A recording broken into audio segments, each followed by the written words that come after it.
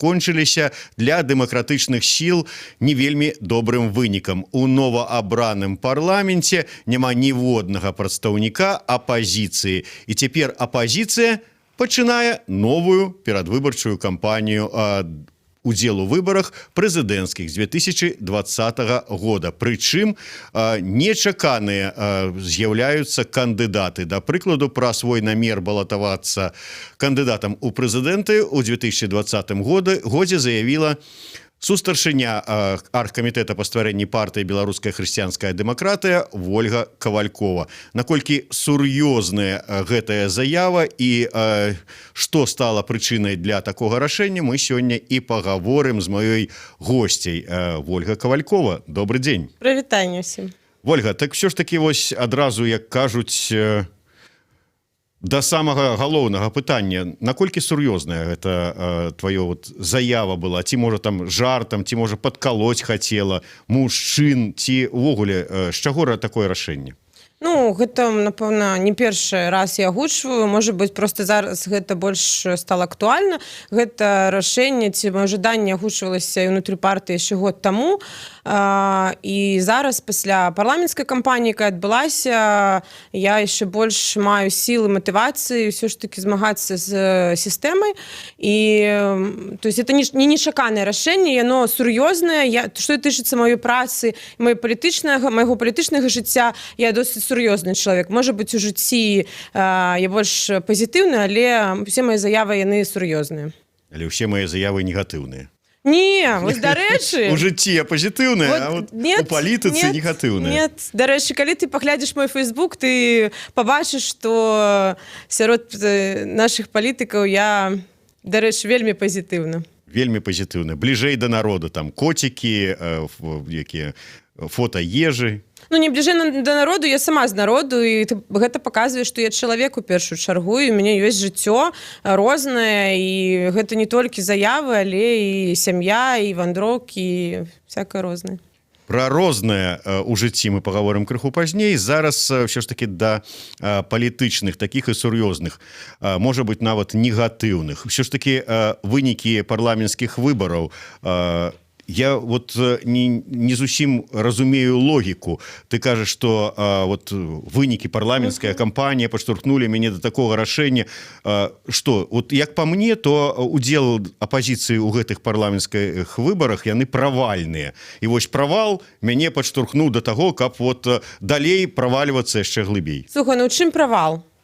У чым правал? У тым, што мы ведаем і ад пачатку ведалі, што выбараў няма, і скарысталіся той магчымасцю, якую даюць выбары, як палітыкі. Я скажу, у чым правал. Пасля папярэдніх выбараў, калі нечакана потрапілі ў парламент, там мягкія выберем фармулёўкі, адныя кажуць, што выйгралі сумленна, другія кажуць, прызначылі, скажем просто, потрапілі ў парламент два прадстаўніка дэмакратычных сіл, як мінімум два. Хаця і там прадстаўнікі ЛДПБ кажуць, што яны дэмакратычныя сілы і нават апазіцыя канструктыўная. Ну, але будзем лічыць, што два. І зараз усе ведаючы, што вот выбары нічого не змянілася ў самой сістэме правядзення выбараў, усе спадзяваліся, а раптам вот дадуць магчымасць патрапіць. Слухай, я не спадзявалася. Можа, нават не 2, а 4 Калі будзе. разглядаць з гэтых пазіцый, што правальна кагосьці не прызначылі, ён думаў, што яго прызначыць, я ад пачатку была ўпэўнена, што мне ніхто не прызначыць у ніякую палатку, і яшчэ паўгады таму я казала, што ніхто не пройдзе, нават з апазіцыйных нікога не прызначыць, нават лаяльных, таму што напярэдадні прэзідэнцкай кампаніі не трэба было Лукашэнку ствараць нейкіх дэпутатаў, які будуць выказваць яшчэ гэты год нейкую альтэрнатыўную пазіцыю ў парламенце, ён, в прынцыпе, чакана стэрыльны, да, там няма прадстаўнікоў апазіцыі, і на мой погляд, для мяне кампанія не правальная. Ну, то есть я так не адчуваю. Ты магчымасці, якія дае кампанія, я скарыстала як палітык. Гэта магчымасці выступу на белтэлерадыёкампаніі, магчымасці друку сваёй праграмы, магчымасці правядзення пікетаў па розных тэмах бясплатна, на жаль, што мы зараз не можам рабіць паміж выбарамі. Незалежныя выданні таксама запрашалі кандыдатаў да дыскусіі. Была вельмі добрая дыскусія на навінах з Давыдзькай, з Гайдукевічам. В прынцыпе, толькі дзякуючы дзякуючы таму што ты кандыдат, можна было сустрэцца і падэбатаваць з такімі людзьмі. І я не лічу, што гэта правал. Ты той інструмент, які даюць выбары, я як палітык скарыстала і здабыла сабе таксама людзей, які мяне падтрымліваюць і якія далучаюцца да нашай палітычнай партыі. І тут нельга казаць, што гэта правал. Для мяне гэта плюс у той сітуацыі, якая ёсць, бо ад пачатку мы ведаем, што выбараў няма. Выбары перасталі быць інструментам прыхода да ўлады. Мы не можам выбарамі прыйсці да ўлады як апазіцыя. Супярэчлівыя досыць как бы заявы, не супярэчныя, а выклікаюць іншыя працяг пытання. Тым не менш, вот я просто да іншага. Калі б думалі про тое, вот хто там пройдзе, не пройдзе, прызначыць, не прызначыць, патрапіць, не патрапіць, адразу былі такія меркаванні ў экспертах. Прынамсі тых, хто заявіў пра свае прэзідэнцкія амбіцыі яшчэ год таму, іх дакладна не прапусцяць у парламент, таму што парламент это дадатковая магчымасць сябе неяк прапіарыць, скажем так. І вось туды трапляе Олег Гайдукевич. Можна по-рознаму ставіцца, наколькі ён там апазіцыя, не апазіцыя, але ў любым выпадку, калі ўлада скіраваная на тое, каб зрабіць сцірыльны, не даць магчымасці нікому вось высунуцца над гэтым роўным шэрагам, то нават Гайдукевіча пускаць нелагічна. Гайдукевич дамовіўся ж да таго, як ён сказаў, што ён хоча балатавацца ў прэзідэнты. Нікуды ён не пойдзе, паглядзіце. Ага. Я адчуваю, што я побач з Вангай сяжу як мінімум. Спачатку прадказала, што нікога не прапусцяць у парламент з апазіцыі, збылося. Мы ж таксама разумеем, што Гайдукевич не апазіцыя. Навошта зараз абмяркоўваць яго кандыдатуру як нейкую альтэрнатыўную кандыдатуру на прэзідэнцкіх выбарах? Добра, далей. Ўсё ж такі яшчэ прагучала такая фраза, што вот новыя сілы, новыя вот как бы імкненні. Выбачай мяне, патрапіў у лікарню ў выніку вот гэтых тваіх вот дзеянняў твой бацька, табе самой у лікарні стала дрэнна. Вот выбачай мяне, вот пасля гэтага яшчэ казаць, што ў мяне тут новыя сілы з'явіліся, вот выйшаўшы з лікарні, неяк вот дзіўна гучыць. Гэта на кароткі тэрмін было толькі. Я перахвалявалася за тату, насамрэч, але глядзіце, тут пытанне, ўлада хоча зрабіць, вось калі яна ставіць апазіцыйнага палітыка там ці кандыдата, які ўжо не першы год балатуецца па гэтай акрузе, яго ёсць падтрымка на апошняе месца, даючы там проста мінімальны нейкі адсотак галасоў выбарцаў, хоча дэматываваць і паказаць, што куды вы зноў лезеце, што вы нічога не зможаце дабіцца.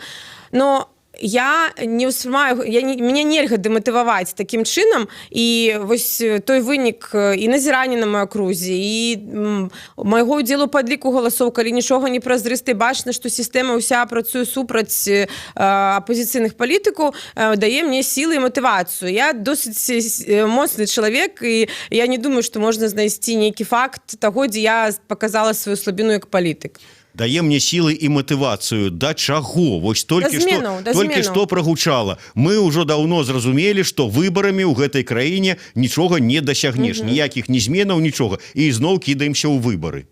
Чаму ў выбары мы кідаемся? Хорошо, удзел у выбарчай кампаніі. Гэта больш правільны тэзіс, да. Так вот сэнс і логіка, вот дзе. Все адно, які сэнс, мы гэтым нічога не даб'емся, і тады паўтараецца што ў чарговы раз? Мы новых прыхільнікаў сабе знойдзем праз вот магчымасць выходзіць да людзей. І ўсё. Як это набліжае да прэзідэнцкага крэсла цябе?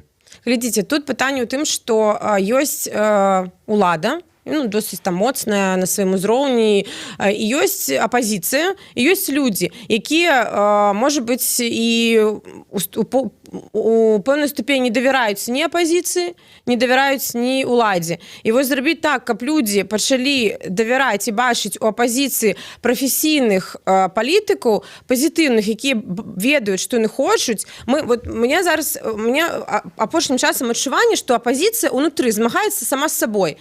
То есть мы змагаемся адзін з адным, хто лепш, чыя ідэалогія лепш, але мы не бачым ворага. То есть вораг гэта не людзі ў адной палітычнай партыі, ці людзі ў розных палітычных партыях, якія хочуць змены і хочуць дэмакраты. А я бачу, што, напрыклад, там па майму ж фейсбуку, што этот не так зрабіў, той не так зрабіў, і все забываюць, хто наш галоўны вораг. Так вось для таго, каб змагацца з гэтым галоўным ворагам, трэба аб'ядноўвацца. Трэба, каб палітыкі перасталі паміж сабой канкураваць.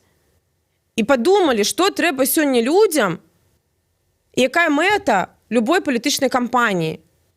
І калі жанчына, дзяўчына заявіла пра свае прэзідэнцкія амбіцыі, усе палітыкі вакол перастануць канкураваць, аб'яднаюцца, стануць за яе спіной. Слухайте, ну не праблема, калі шмат людзей, якія хочуць і бяруць і кажуць пра тое, што яны гатовы на сябе браць адказнасць. Лепш, калі горш, калі такіх людзей няма ўвогуле. Кажуць: ой, слухайте, не, моя хата з краю, я не пайду і не буду нічога рабіць. Я не бачу праблемы, калі людзі ёсць, яны гатовыя і выказваюцца за тое, што да, я магу, я адчуваю сабе сілы, кампетэнцыю, і чым больш такіх людзей, я не бачу тут вот праблема не ў гэтым, не ў тым, што людзі заяўляюць пра свае амбіцыі, а ў тым, ці перамагаюць гэтыя амбіцыі галоўную мэту ўсё ж такі аб'яднацца. Я гатова працаваць на любога кандыдата, які вакол сябе аб'яднае людзей. Ну, гэта мы ўжо не раз чулі такія заявы: я гатовы аб'яднацца, калі вот астатнія аб'яднаюцца на карысць мяне. Іншае, вот заява пра тое, што я гатовы аб'яднацца, давайте да аб'яднання, але зараз ты вядзеш сама да расколу нават у межах БХД. Да, не. Што да не? Ну, паглядзіце, яшчэ год таму прайшла заява, што правацэнтрысцкая кааліцыя правядзе праймерыз і ад кааліцыі выберуць свайго такога міні-адзінага кандыдата ў прэзідэнты. Ад БХД у гэтым праймерыз мусіў быць прадстаўляць БХД Павел Севярынец. Правильно я говорю? Правильно. То есть у Павла Севярынца ёсць прэзідэнцкія амбіцыі на 2020 год. І тут сустаршыня, якая таксама казала пра свае амбіцыі ў той жа час. Да. Кажа: вы там як хаціце са сваімі праймерыз і сваёй правацэнтрысцкай кааліцыяй, а я вот одна, вот сама. Не, гэта неправда, і ты тут пераварочваеш. Я так не казала, што я адна. Я сказала, што я гатовая, але я не казала, што я адна. Я падтрымліваю жаданне Паўла, і я падтрымліваю яго як кандыдатуру, але ў нас крыху розныя мэтавыя аўдыторыі, людзі, якія нас падтрымліваюць. Напрыклад, у меня ёсць людзі, якія ніколі не падтрымаюць Паўла, а можа быць, у Паўла ёсць людзі, якія ніколі не падтрымаюць яго. Я не бачу ў гэтым праблемы. Ніякія рашэнні не парушаюцца. На жаль, да сённяшняга моманту няма, год прайшоў, але няма працэдуры праймеріз. Я за тое, у межах правацэнтрысцкай кааліцыі, я за тое, улічваючы тое, што вось прайшла парламенцкая кампанія, я пабачыла, што ўсе палітычныя сілы сёння апазіцыйныя, яны досыць па-сяброўску зараз гэту кампанію прайшлі, чаго не было раней. І я бачу, што гэты вылучэнне адзінага кандыдата павінна быць шырэй, чым толькі правацэнтрысцкая кааліцыя, і не бачу праблемы, калі у свае кандыдатуры прапаноўваюць розныя лідары, якія адчуваюць сілы і адказнасць за свае заявы і гатовыя гэта рабіць. Мы перарвемся на невялічкую паузу, кароткі выпуск навінаў на Еўрарадыё. Нагадаю, што у нас у гасцях сустаршыня БХД Вольга Кавалькова, і мы гаворым пра яе намер балатавацца у прэзідэнты на будучых 2020 года выбарах. Зміцер Лукашук працуе для вас у студыі. Это сумесны эфір Еўрарадыё і Е-прамовы.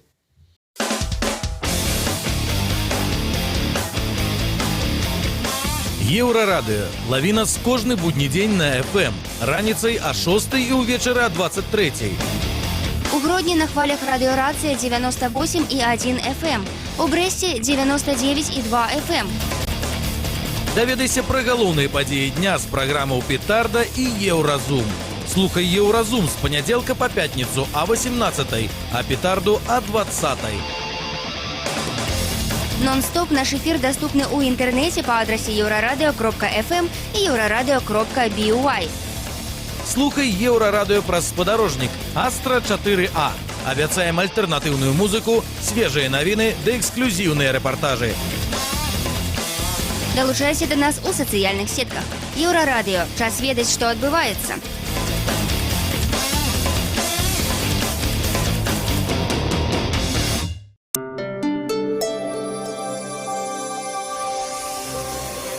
Еўрарадыё. Навіны – наша справа.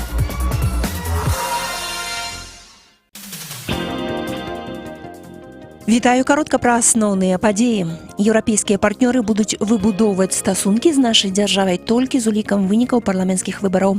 Гэта заява кіраўніка МЗС Уладзіміра Макея. Па словах Макея, Беларусь была абсалютна адкрытая падчас выбараў, а вось заходнія назіральнікі, лічыць ён, прыехалі з заведама негатыўнымі настроямі, і гэта недапушчальна, бо ацэнкі выбараў павінны быць непрадузятымі. Кіраўнік беларускай дыпламатыі заклікаў у ацэнках выбарчага працэсу глядзець і на тэхнічны бок, і на палітычны кантэкст выбарчай кампаніі. Разам з тым ён мяркуе, што вынікі выбараў не паўплываюць на стасункі афіцыйнага Мінска з заходнімі партнёрамі. Нагадвае, што місія АБСЕ заявіла, што беларускія выбары не адпавядаюць міжнародным стандартам. А сёння кіраўніца цэнтр выбаркама Лідзія Ярмошына паведаміла, што сёлета з выбарчых участкаў выдалілі рэкордную колькасць назіральнікаў – 105 чалавек. У расійскім Екатеринбургу невядомыя разбілі шыбу ў мясцовым аддзяленні амбасады Беларусі. У міністэрстве замежных справаў нашай краіны журналістам партала Тутбай гэтую інфармацыю пацвердзілі. Беларускае прадстаўніцтва размяшчаецца ў цэнтры горада на праспекце Леніна. Напалі на яго сёння ўначы. Хуліганы разбілі вакно ды спалілі дзяржаўны сцяг Беларусі. Паліцыя Екатеринбурга пакуль каментароў не дае. У рэчах Уладзіміра Чудзянцова на мяжы выявілі менш за грам марыхуаны. Пра гэта парталу Тутбай сёння паведаміў адвакат журналіста Александр Галіёў.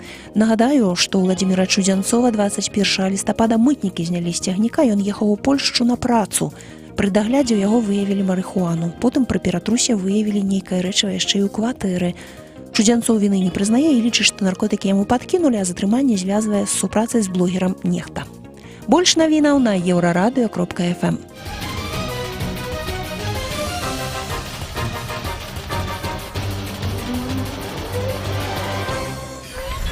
Еўрарадыё.фм. Вяртаемся ў студыю Еўрарадыё. Для вас працуе Зміцер Лукашук, і падчас сумеснага стрыма Еўрарадыё і Е-прамовы мы дапытваем сустаршыню БХД Вольгу Кавалькову, што ж падштурхнула зрабіць заяву пра намер балатавацца ў прэзідэнты на наступных прэзідэнцкіх выбарах.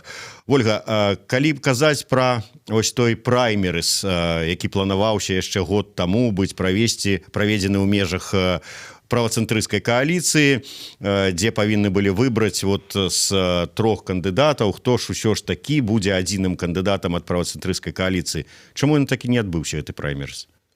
Ну, дагэтуль абмяркоўваецца яго працэдура, і вынікаў пакуль няма.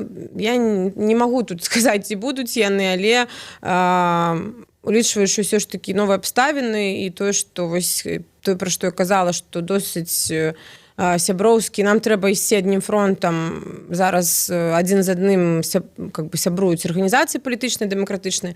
Я лічу, што гэты праймерыс павінен быць шырэй, чым правацэнтрысцкі.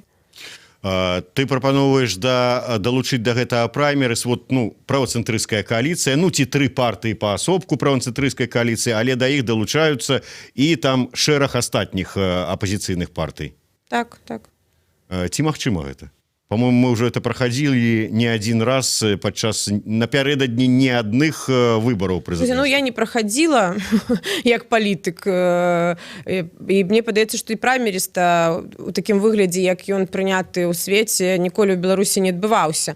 Заўжды гэта былі іншыя працэдуры, узгадненне ўнутры палітычных партый, гэта рашэнне прымалася гулам паміж, але людзі ніколі не прымалі ўдзел у тым, каб вось неяк у інтэрнэце ці асобна там у нейкіх месцах прагаласаваць за якуюсьці кандыдатуру. Такіх працэдур не было. Добра, вось ты кажаш, што ўсё ж такі ты ніякім чынам не конкуруеш со сваім сустаршынёй партыйным Паўлам Севярынцам. Не, я не казала, што не конкурую. Ну, калі гэта было б неправільна сказаць. Ну, чаму? Ты сказала, у яго свая аўдыторыя, у цябе свая. Да. Ну, так якая канкурэнцыя? Калі б ты адбівала ў яго, ці ён у цябе, то это канкурэнцыя. Не, мы не адбіваем. Не адбіваеце? Ты ўпэўнена ў гэтым? Упэўнена. Добра. У любым выпадку, як ён паставіўся да тваіх заяў? Ну, я ж казала, што мой намер і маё такое жаданне выказвалася яшчэ год таму ўнутры партыі. Гэта не ўчора Ольга Кавалькова села, штосьці падштурхнула, і яна вось вырашыла зрабіць такую заяву. Выказваўся намер, але вот Так. пайшоў ужо афіцыйна нібыта там на праймерысы, адпаведна, калі б выйграў яго, то Павел Севярыніс, і чакалася, тады аднапартыец сядзе і скажа, ну, раз ты, то я пасяжу, пачакаю сваёй чаргі. А тут, атрымліваецца, не стала чакаць. Я не бачу праблемы. Тады, які мы дэмакраты, калі у нас няма магчымасці канкурэнцыі. Ну, то есть, нават унутры партыі. Што, хтосьці вырашыў, я іду там, і я пайду. Ну, так не павінна быць. Людзі павінны, калі чалавек хоча, адчувае адказнасць, то ён, ну, я как бы не учора прыйшла ў палітыку, каб мае заявы выглядалі неяк неадэкватна. Я адношу сябе да адэкватнага палітыка, які разумее наступствы сваіх заяваў і разумее тое, што ён кажа. І калі вось быў кольны стол некалькі дзён таму, калі Анатоль Любецкі арганізоўваў, мы падводзілі вынікі парламенцкай кампаніі і думалі, што ж можна рабіць у наступным годзе. І было пытанне, што вось, так а хто гатовы? Ці гатовы хтосьці з тых, хто прысутнічае, былі ўсе прадстаўнікі ўсіх палітычных партый. І, ну, сябры, калі ніхто не выказвае сваю гатоўнасць, калі выбары ўжо праз там некалькі месяцаў, то, ну, на мой погляд, гэта вельмі сумна. Што ніхто не... Чакайце, вот яшчэ ў той момант, ну, менш за год таму, калі яшчэ вырашалася пытанне, якія ж там выбары будуць першыя парламенцкія ці прэзідэнцкія ў нас, я тут ладзіў шэраг эфіраў, дзе запрашаў лідараў партый і пытаўся ў іх, ці плануюць яны браць удзел у якасці кандыдатаў у прэзідэнцкіх выбарах. Тады яшчэ невядома было, у 19-м ці ў 20-м яны будуць. І тады мне пра свой намер балатавацца ў якасці кандыдатаў на прэзідэнцкіх выбарах менавіта заяўлялі і Калякін. Ну, ён быў, дарэчы, нічога не сказаў. Там былі там і іншыя, там і той же самы Гайдукевіч, і іншыя лідары партый. Там увогуле па агулам, па-моему, чалавек 8 у мяне заявіла пра свой намер. А тут я чую, што ні адзін не асмеліўся прыгадаць свае абяцанні. Ну, так там ж былі журналісты, это ж не закрытае мерапрыемства было. Не, так я ж не к тому, что ты подманываешь, а к тому, что я здзіўляюся такой вот. Тады яны былі гатовыя, а зараз усе прамаўчалі? Ну, з лідараў я чула і ведаю пра тое, што свае амбіцыі, свой намер выказваў Павел Севярыніс. Пра астатніх такіх гучных заяваў я не ведаю, не чытала ў СМІ. Значыцца, на сённяшні дзень мы вяртаемся ў такую сваю першапачатковую кропку і маем двух патэнцыйных кандыдатаў, і абодва гэтыя кандыдаты з БХД. Ну, может быть, нет. Я думаю, что будут из іншых организаций, конечно. Пытанне ў тым, што сябры, ўжо канец 19-го году, і хочется, каб все ж таки мы не учорашнім днём размаўлялі пра гэту кампанію, таму што для любой нармальнай краіны прэзідэнцкая кампанія не пачынаецца за паўгады, і не за паўгады дае правядзенне палітыкі кажуць аб сваіх намерах вылучаць сваю кандыдатуру. Таму, ну, тут ёсць праблема, на мой погляд. Скажи мне, с одного боку, вот ты кажешь, что оппозиция повинна объединяться, вся история фактично нашей оппозиции и уделу оппозиции у выборах сведчыць про то, что объединяться она не может. Потому что нават, калі мы кажем про нібыта адзінага кандыдата Александра Меленкевича, то адзіным ён не быў, скажем праўду, і іншае там, што мы кажем нібыта адзіны, таксама ніколі такога не было, што ўсе дэмакратычныя сілы аб'ядналіся і выставілі аднаго кандыдата. Вот гісторыя сведчыць няма такого. Атрымліваецца што? Я разумею, што можа быць за дзяўчынай прыгожай у чырвоным піджаку. Мы за таго і не перамагаем, што мы ўсё ніяк не можам зразумець, супраць каго мы змагаемся ці за што мы змагаемся. Добра, я мог бы сказаць, как бы, хто там за што можа змагацца, але не будзем тут накідаваць на вентылятар, як кажуць. Давай лепш пра іншае. Як ты ставішся, ўсё ж такі, калі мы зноўку будзем мець, як казалі гэта ў 2010 годзе, парад кандыдатаў, это нармальна? Гэта ненармальна. і я думаю, што ў гэтым годзе такога не будзе. Такога параду не будзе дакладна. Я думаю, што калі падумаць пра сцэнары, можа быць, некалькі будзе кандыдатаў. Я ведаю, напрыклад, што «Гаварі праўду» сказала, што яны будуць высоўваць свайго кандыдата, а іншыя палітычныя структуры, з якімі таксама, я думаю, вядуцца перамовы, каб аб'яднацца, пакуль не заяўлялі аб тым, што яны будуць высоўваць свайго кандыдата ад сваёй палітычнай структуры. Таму мне ўсё ж такі хочацца верыць, і я таксама прыкладу намаганні, каб максімум тых палітычных структур, якія могуць дамовіцца, ўсё ж такі высунулі адзінага кандыдата. А хто будзе ўдзельнічаць ужо ў гэтай працэдуры і з каго будуць выбіраць? Мне падаецца, што тут трэба даць людзям выбар. Не палітыкі павінны людзям казаць, што толькі гэты ці гэта, а людзі павінны неяк самі выказацца наконт таго, каго яны падтрымліваюць. Я таксама спадзяюся, што будзе не 10 кандыдатаў, як у 2010 годзе, хаця б 7. Не будзе 7. Паглядзіш, 3-4. 3-4, давай паглядзім. Калі гэта будзе 3-4, то, магчыма, гэта будзе такі... Дарэчы, ты феміністка? Думаю, што это здаровая феміністка. То есть моцная такая.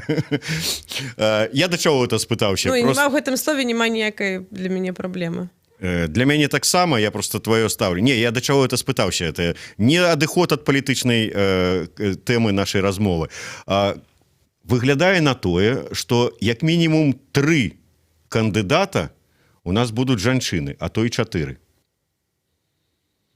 І калі ты кажаш, што будзе 3-4 кандыдаты, што будзе прекрасна, калі будуць адныя жанчыны. Глядзі, Вольга Кавалькова пра свой намер балатавацца заявіла Алена Анісім.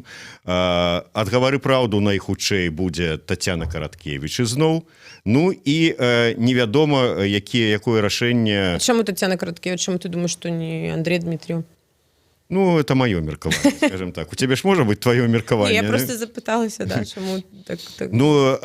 Ім же это ж у вас там не дзеляцца. Раз захацелі абодва, то абодва і пайшлі, Севярынец і Кавалькова. А там можа быць такое, па чарзе, як Медведзеў з Пуціным. На парламенцкія выбары пайшоў Дмітрыў, Караткевіч не пайшла. Караткевіч пойдзе на прэзідэнцкія. І там же Лукашенко, сустрэўшы на выбарчым участку, сказаў, што сустрэнемся на наступных выбарах. Ён шмат што кажа, і таму я тут не верыла бы ва ўсё, што ён кажа. У любым выпадку магчымасць такая верагодная. Таму мы маем... Бачыш, колькі моцных жанчын ёсць у Беларусі. І это мы яшчэ не гаворым пра нашего пакуль яшчэ дзейсную дэпутата Палаты прадстаўнікоў Ганну Канапацкую, якая таксама невядома яшчэ. Як мінімум 3, а то і 4 жанчыны. Такі парад... Мне падаецца, это класна. Чаму не? І мне падаецца. Мы ж не кажам зараз пра вынік і што гэты чалавек сапраўды ўжо кандыдат. Мы кажам пра тое, хто сёння гатовы і выказваецца і бачыў у сабе сілы заяўляць пра свае амбіцыі і пра то, што ён хоча дамагчыся зменаў. Таму я не бачу тут праблемы, калі шмат людзей, які займаюць палітычныя пасады і выказваюцца на гэту тэму. Асабліва, калі гэта все жанчыны. Не ўсе жанчыны. Пагадзіся, як кажуць, па-першае, гэта прыгожа. Гэта па-другое. Па-першае, гэта разумна, па-другое, гэта прыгожа. Разумна ў чым? Што мы разумныя, а па-другое мы прыгожыя. Мне цікава просто, ты кажаш пра жанчын, што ты ведаеш столькі, хто заяўляў. Не кажаш пра, акрамя каго ты там узгадаў, Калякіна і Гайдукевіча, каго яшчэ? Давай падумаем, хто з мужчын, якое ж будзе прадстаўніцтва, хто ж вас яшчэ заяўляў? Так, я просто зараз не прыгадаю. Улаховіч заяўляў таксама пра свой намер. Хто у нас яшчэ? Как бы і немного. Немного. А Барысаў, што ты думаеш, яго няма амбіцый? Я заяваў не чула. Я зараз пра тое, што агучана было, не пра тое, што, можа быць, ёсць амбіцыі. Тут, разумееш, для мяне пытанне эфектыўнасці самой кампаніі. Наколькі кандыдат эфектыўны не дзеля унутры апазіцыі, Вольга Кавалькова эфектыўна там для толькі сябраў сваёй арганізацыі. Наколькі палітык эфектыўны прыцягнуць на свой бок людзей, якія не давяраюць, сумняваюцца. У нас задача заўжды мы как бы вот дзесьці далёка ад людзей. Але калі мы паглядзім на прыклады, там, напрыклад, майго змагання там за змену ў крымінальны кодекс і супрацоўніцтва з рухам Маці 328, простыя людзі, якім просто трэба была падтрымка палітыкаў для таго, каб у іх быў стратэгічны план. І зараз гэтыя людзі ідуць у палітыку, бо разумеюць, што іншага шляха няма. І такіх груп насельніцтва, якім патрэбна дапамога палітыку, досыць шмат. І не толькі как бы, гэта можа быць нейкая канчатковая мэта палітыка прыйсці да ўлады, але вось паміж перыядамі прыхода да ўлады мы не павінны забываць, што ёсць людзі, за праблемай якіх мы павінны змагацца, іх агучваць, бо мы такія ж людзі, мы кожны з нас можа з гэтай праблемай сутыкнуцца. І вось эфектыўнасць якраз у тым, каб гэтых людзей простых, які чытаюць, але яны не бачаць гэтых палітыкаў. Ну і хтосьці задаў пытанне, што вось Вольга такая вось кажуць, што такіх уже людзей, якія, по-моему, это Карбалевич, калі я не памыляюся, сказаў, што людзі не гатовы падтрымліваць тых, хто ўжо шмат гадоў такіх вядомых у апазіцыйнай палітыцы. Да ніхто сёння невядомы. Ну, то есть, калі выйсці на вуліцу, запытацца, хто сёння з апазіцыйных палітыкаў вядомы для грамадства, людзі не смогуць назваць у большасці сваім там шмат прозвішчаў. І гэта таксама праблема. Это выклік перад апазіцыяй, што пра нас не ведаюць. Добра, ты кажаш, што ты сур'ёзны там палітык, сур'ёзна ставішся да прынятых рашэнняў. Скажы мне вот сур'ёзна, а рэсурсы ў цябе якія? Рэсурсы? Ресурсы. І чалавечыя, і фінансавыя. Ресурсы ёсць, і гэта і партыя, гэта і не толькі партыя, гэта і ты вось аб'яднанне людзей, якім у свой час там я як палітык аказала дапамогу, яны мяне падтрымліваюць. Я думаю, што ты ж Маці 328 падтрымалі б мяне з задавальненнем. І гэта мои сябры, знаёмыя, і мне досыць шмат людзей, які мяне падтрымліваюць. Калі казаць пра чалавечы ресурс. Добра, наколькі ўсё ж такі, ну, парламенцкія выбары гэта далёка, ну, не той узровень, што прэзідэнцкія. І калі тут падтрымкі хапіла б там некалькі тысяч чалавек ці некалькі там дзесяткаў тысяч чалавек, каб перамагчы, тут трэба казаць пра сотні тысяч. Наколькі гэта рэальна? Вот займець падтрымку соцень тысяч, мільёнаў выбаршчыкаў.